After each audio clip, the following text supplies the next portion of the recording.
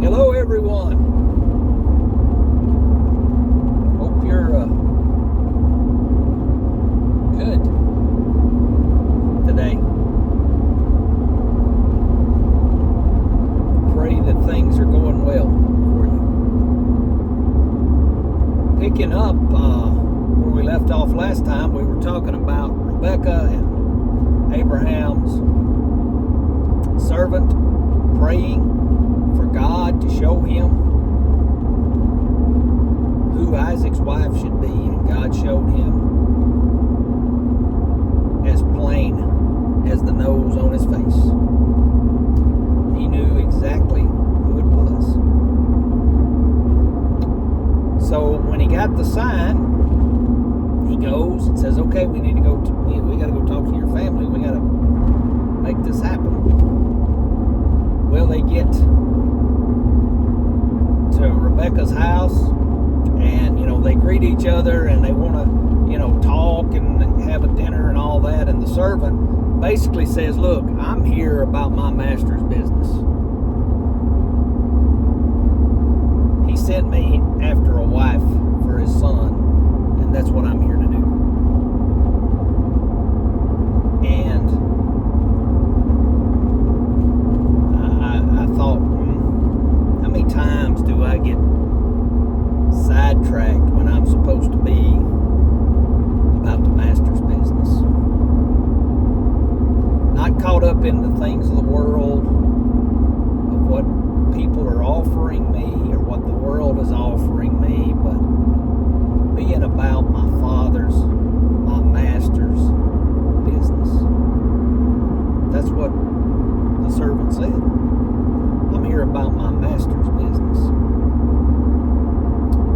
So they go through the whole thing, and it's determined that Rebecca would leave. But then right before they go, her brother Laban, who we'll hear about a little later on, her mother are like, well, let's let her stay, tarry here for 10 days and then she'll leave. And again, the servant says, I'm about my master's business. I have a mission to accomplish, and I'm not going to deviate. Now, it's easy for me to think, well, look, you've traveled 450 miles, and I don't know how far they travel per day. I'm going to think in conditions that they were in, I would think 10 miles would be a pretty good day of hiking. That's 45 days. What's 10 more days before you go the 45-day trek back?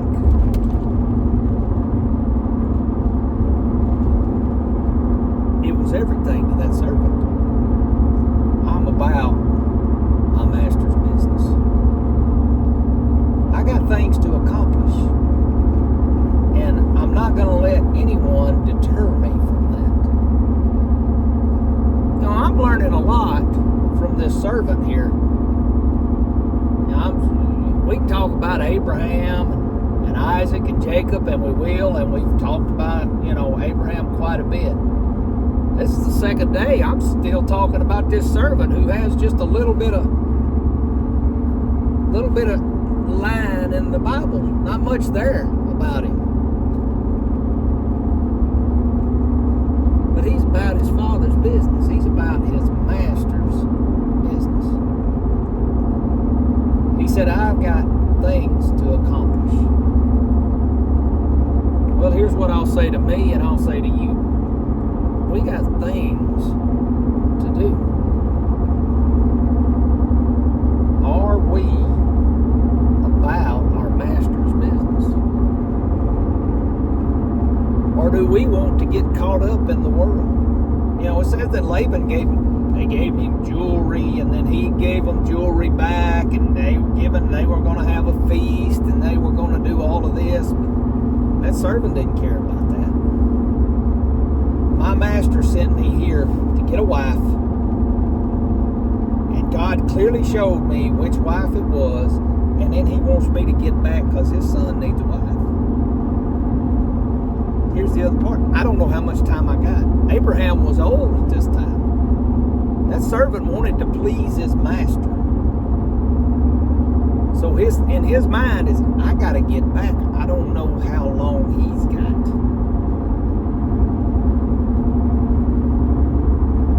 I want him to be there when I get back. Now, we don't have to worry about our master being gone. He's not going anywhere. But that same thing is true in that I don't know how much time I got. And I don't know how much time the people around me have.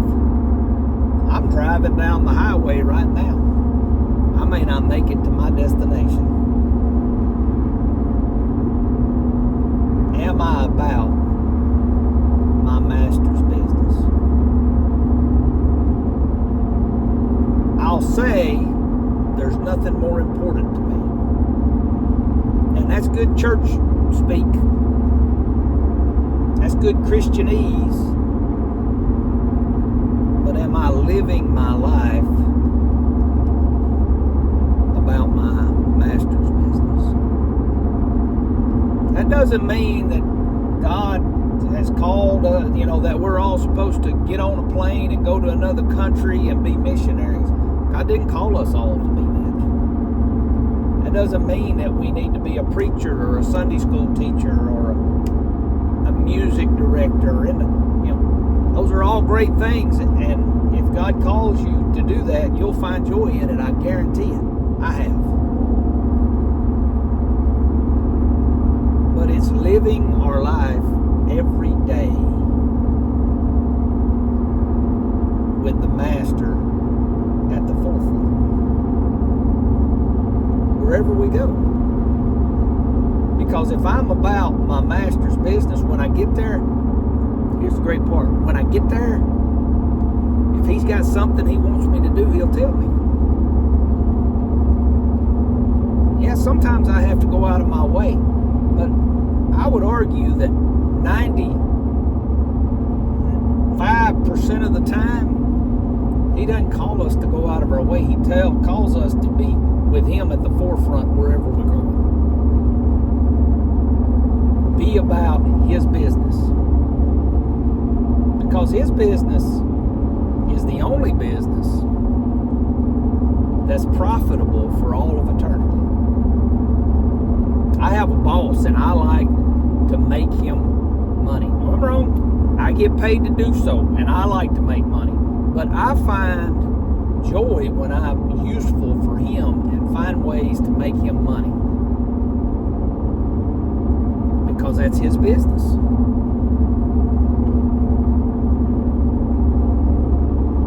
I should find joy, and I do, when I'm about God's business.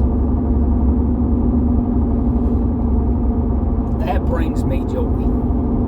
So why do I deprive? Here's the magic question as we end up here. Why do I deprive myself of that joy so many times? And I let the world zap that joy out of me.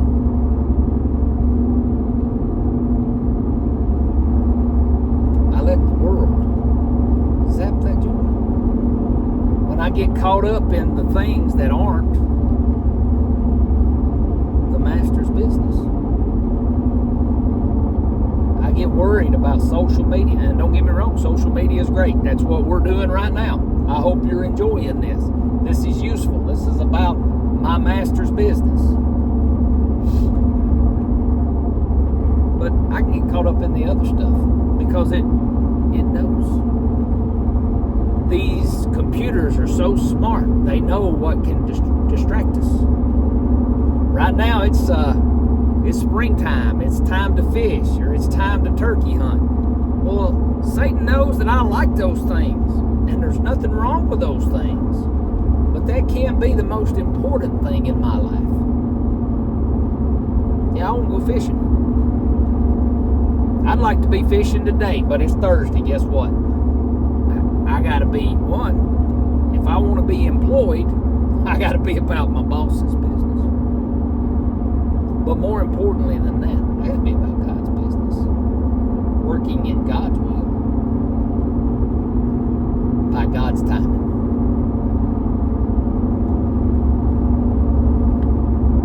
That's our goal. Sorry, I drew a blank there. That's our goal. Because, finishing up, what did that servant want to hear from Abraham? It's the same thing I want to hear from my master. Well done. Well done. Well done. That's what we're looking for. To be there when we have the great white throne judgment, for God to look at me and say, well done, thou good and faithful servant. That's our mission statement, folks. That's our goal. What does that mean we do? Here's the great part. It's personal for each of us. Just like it was personal for that Abraham servant. No, I don't care about all the rest of that. I got this job to do. We each have different things to do. Some of us may need to go 450 miles to accomplish that, like that servant. But some of us may need to go 450 feet. We may have a mission field in our own house. We all do have that. But what is going unfulfilled? Let's be about our master's business. God bless you.